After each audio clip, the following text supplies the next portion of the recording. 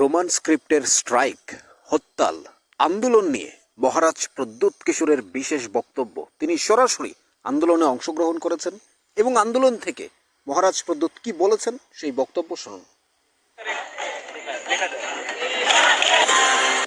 तो स्टूडेंट्स का आंदोलन है, तो स्टूडेंट्स से पूछ लीजिए नेक्स्ट स्टेप क्या होगा। সারাদিন ধরে বসে আছে লোক। यहाँ में नहीं, हाथाईकोटा में भी बैठा है, अम्बासा में भी बैठा है, कमलपुर में भी बैठा है, अक्रॉस द स्टेट बैठा है। स्टूडेंट्स को भी, स्टूडेंट के दिल में भी पेन है, तो हमें भी तो स्टूडेंट्स का इशू को एड्रेस करना चाहिए, या फिर सिर्फ इलेक्शन के टाइम ही हम लोग बात करेंगे। उन लोग को जो डिमांड है सर, स्टूडेंट लोग को, मेरा भी वही डिमांड है जो उनका डिमांड है। सर आज क्या बातचीत हुआ है? असेंबली में आप देख लीजिए, हमने इशू भी उठाया है, लेकिन असेंबली में उठाया है, रास्ते में भी उठाएंगे, आने वाले दिन में और जोर से उठाएंगे,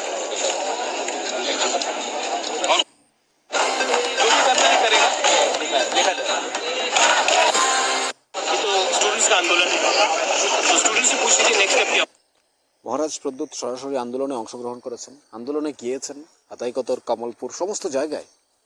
অর্থাৎ আজ জোরদার আন্দোলন হয়েছে, স্ট্রাইক করেছে সমস্ত জায়গায়। রোমান স্ক্রিপ্টের দাবি, রোমান স্ক্রিপ্টের আন্দোলন বলেছেন আগামী দিনেও, অর্থাৎ তিনি বুঝিয়ে দিয়েছেন সে আন্দোলন অব্যাহত থাকবে, সে স্ট্রাইক অব্যাহত থাকবে।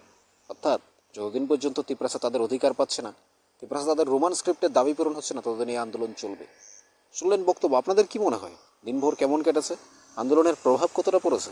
জানাবেন কমেন্টস বক্সে। থাকুন নিউজ ত্রিপুরা 1 চ্যানেলের সাথে। চ্যানেলটিকে সাবস্ক্রাইব করে রাখুন পরবর্তী আপডেট পেতে।